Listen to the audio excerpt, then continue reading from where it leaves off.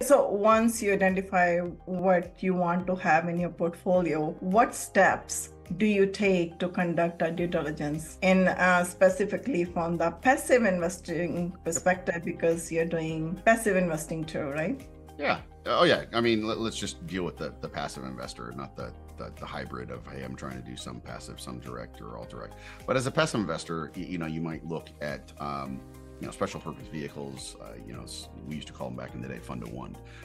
People who are raising money for a single real estate deal or a single trade of any type. We just call them funds of one. But now people got lots of names for them, syndications and this. I mean, they are a syndication by definition. But let's just say you're going to deal with something you want from a fund. One, if you have a network, the sourcing of, how are you sourcing that?